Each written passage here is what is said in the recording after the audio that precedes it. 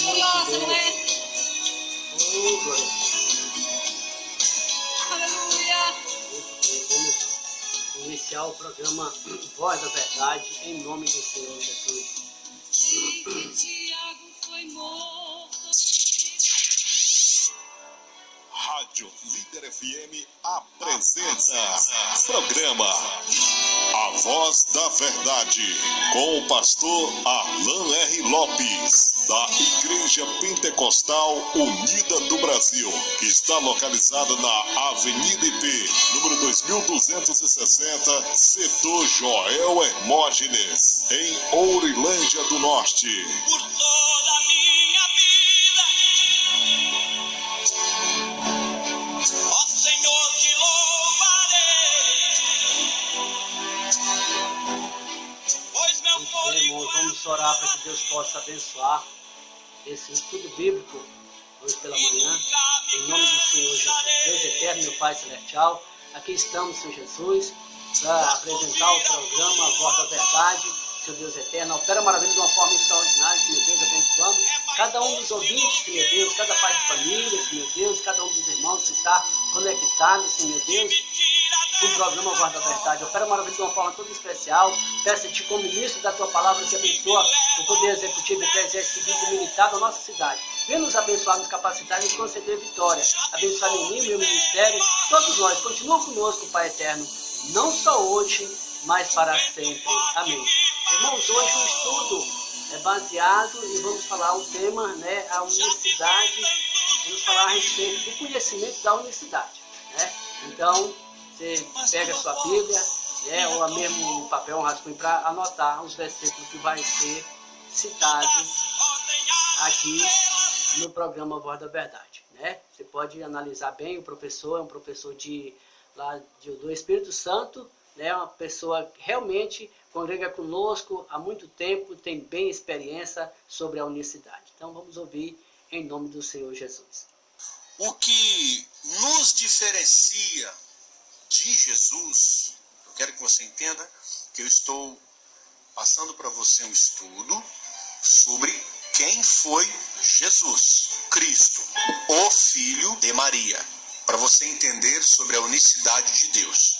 A Bíblia diz em Isaías, capítulo 11, no versículo 1 e versículo 2 e versículo 3.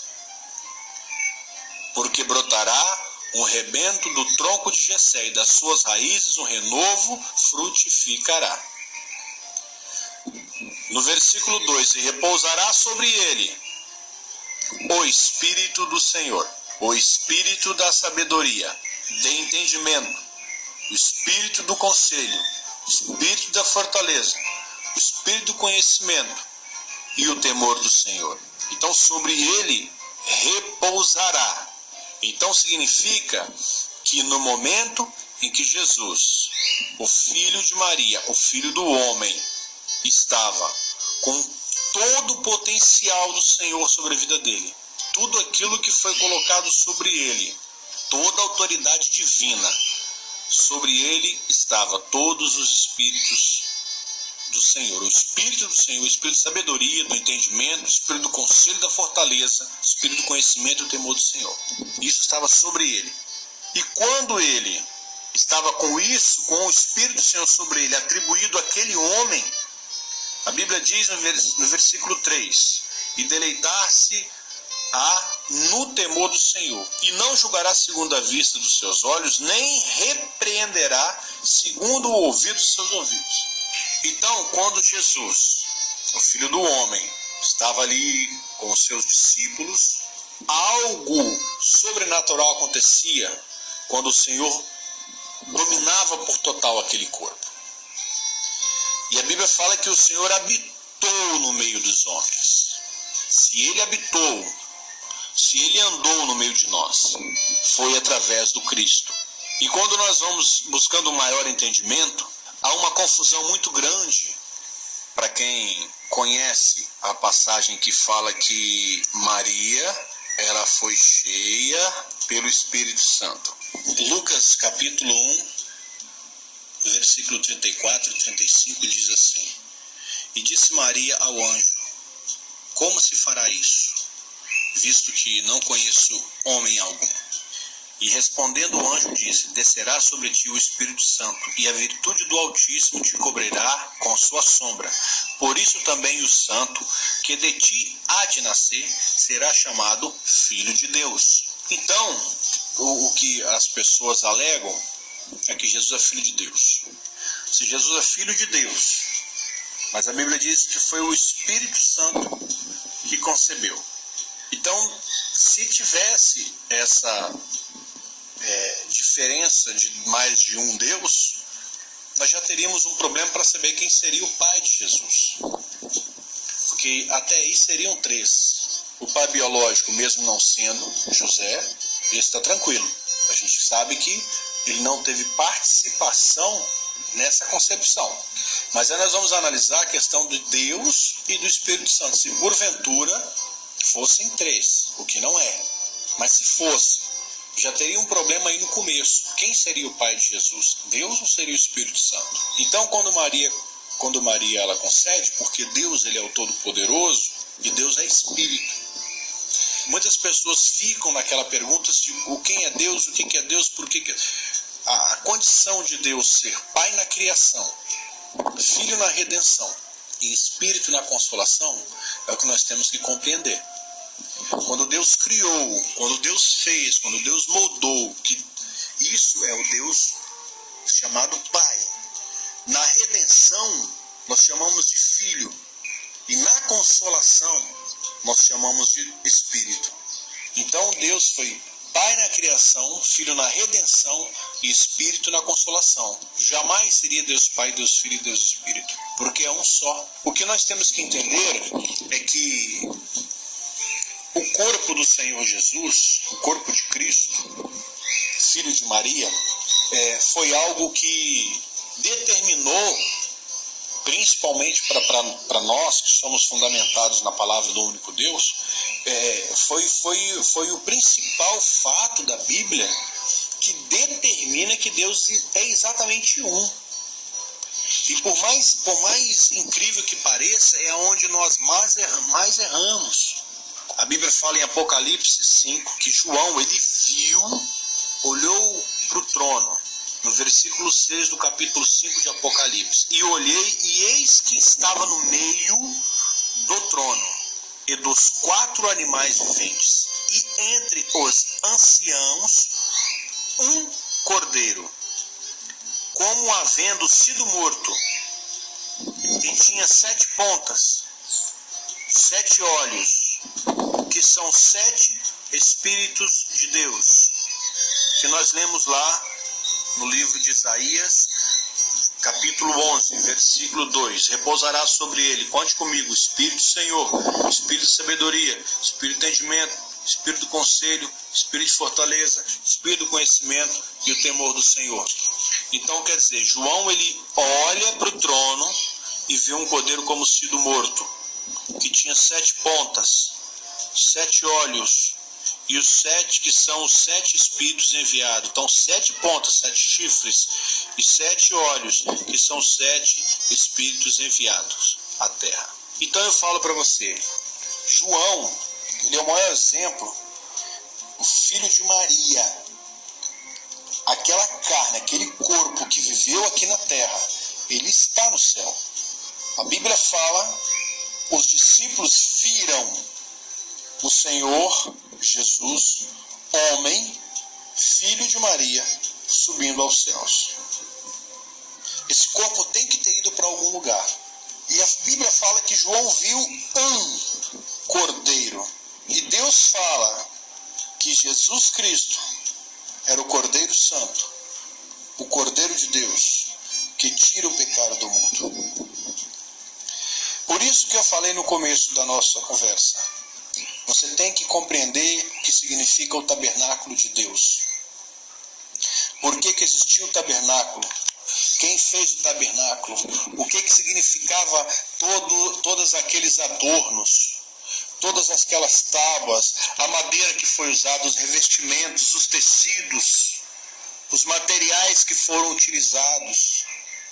a matéria-prima que foi utilizada para fazer o tabernáculo, as cores, tudo isso, a posição dos utensílios sagrados, a arca, o que tinha dentro da arca. Se você não conhece o tabernáculo, você não pode conhecer a unicidade de Deus. Porque João, quando ele foi arrebatado, que teve aquele assunto no céu, uma coisa me chama a atenção, e eu quero que você entenda. A Bíblia fala sobre um dos discípulos que se achegava mais ao Senhor. Nós cremos, assim como várias outras igrejas, que este seria João. Se fosse João, como nós cremos que é, por que João não reconheceu o corpo do Senhor? Por que João não olhou e falou assim: Jesus, és tu? Oh, Jesus. João viu um cordeiro. A coisa linda da palavra de Deus, quando se fala de unicidade, é entender por que João não viu o Cristo como ele conhecia. Se você ver um amigo seu de muito tempo, uma pessoa que você convive há bastante tempo, passados 5, 10, 15, 20 anos, você vai reconhecer aquela pessoa, que seja mais gorda, mais magra, mas você vai ter uma lembrança de quem é. João não teve nenhum lapso por um detalhe de momento que fosse para poder ver que era Jesus que estava ali. Aquele que ele viveu aqui, o filho de Maria. Por que eu quero que você entenda isso? Uma coisa que eu pergunto para as pessoas que conhecem um pouco de unicidade. Por que Jesus nasceu numa manjedoura? Vamos simplificar um pouco. Ele nasceu num curralzinho. Mas existiam currais diferentes, currais de animais que viviam externamente e currais de animais domésticos, que é onde eu quero chegar com você. A Bíblia fala que Jesus, filho de Maria, nasceu numa época em que havia muita turbulência, até mesmo porque o rei queria que morresse todas as crianças, porque ele sabia que o reino dele estava em risco. E houve também aquela questão de que José tinha que ir levar a família para poder fazer o censo, o IBGE da época, para saber quantas pessoas que tinham, né? Hoje o governo está fazendo isso no Brasil. Então José pega a sua família, também porque Deus assim o mandou, e ele foi então para Belém, para fazer ali o cadastro da família dele. Quando José chega nesse determinado local, um detalhe me chama a atenção, é que alguns estudos dizem que na palavra, na Bíblia, não tem a palavra carpinteiro, mas sim construtor, ou artífice. José, ele era um artífice em detalhes de madeira, talvez, fazia algum tipo de coisa assim. Daí vem a questão de marcenaria, não necessariamente dessa mesma forma, mas então, e havia muito serviço na época, e provavelmente ele não era uma pessoa pobre, igual nós achamos que é. Porque José, ele tinha ali um animalzinho dele carregar, e as pessoas, quando eram pobres, trabalhavam para outras pessoas, e às vezes não tinham nem um burrico para poder viajar, um jumento que seja. Assim como nós hoje, tem pessoas que não conseguem comprar um carro mais baratinho, andam às vezes a pé, é a mesma situação. Então existia, mas o José, ele trabalhava, ele tinha o seu status, talvez não seria de classe média alta, mas ele teria a condição financeira de ficar numa pensão, numa pousada. Tanto é que ele buscou uma pousada, um lugar para ficar, mas não tinha vaga na cidade. É a mesma coisa de você chegar hoje no Rio de Janeiro, em pleno verão, e tentar arrumar um hotel para você ficar. É praticamente impossível. Ou chegar numa beira de praia, que seja em qualquer lugar do Brasil, no Alagoas, no Amazonas, no Recife, em qualquer lugar que você chega, em São Paulo mesmo, e se tiver na época onde pessoas vão para aquele lugar, você não consegue uma vaga.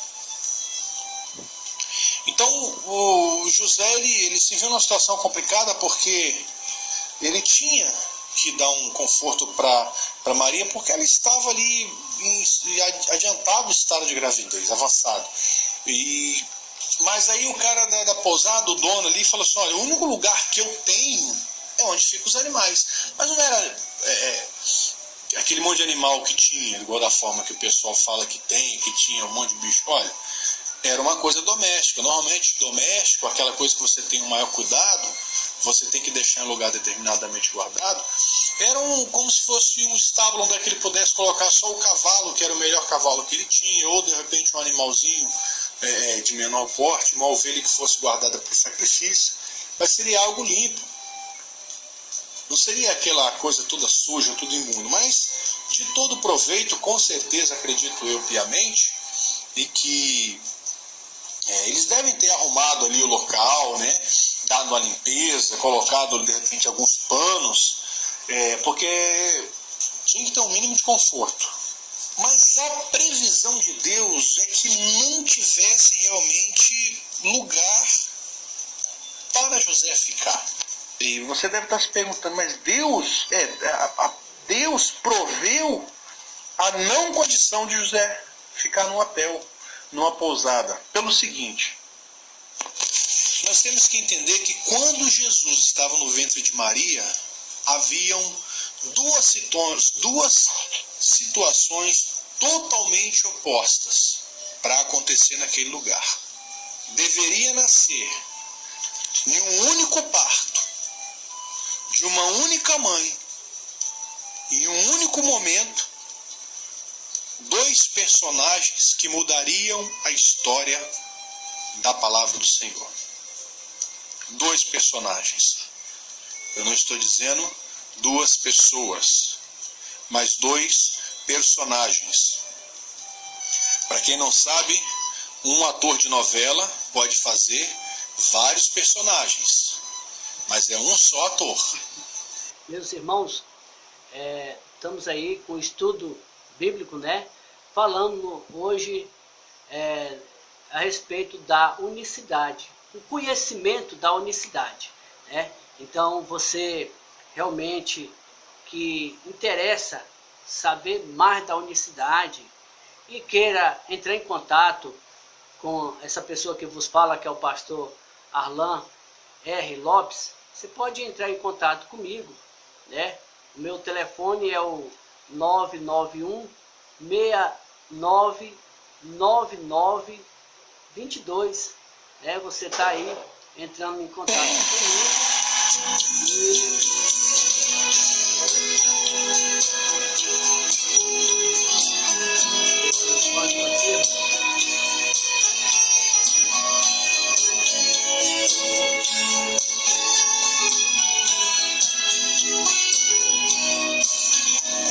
Olhando o passado eu vejo sangue. Nós vamos continuar aí com essa mensagem, né? Porque geralmente dá um pânico e a gente tem que ajustar. Então, o meu telefone é esse, 991 699922, e nós vamos realmente entrar em contato com você e passar detalhadamente, novamente, estudo baseado a respeito do conhecimento da unicidade, tá? Então nós vamos aí novamente ouvir aí com o professor que está nos trazendo esta mensagem. Quero que você entenda, naquele dia só haveria um ator, dois personagens. Aí que entra o seu conhecimento e o seu entendimento na profundeza da unicidade. Quando você entende que naquele momento havia um projeto de Deus e um plano de Maria, você começa a compreender a unicidade de Deus sobre o Cristo. Na nossa visão humana, quem nasceu naquele dia foi o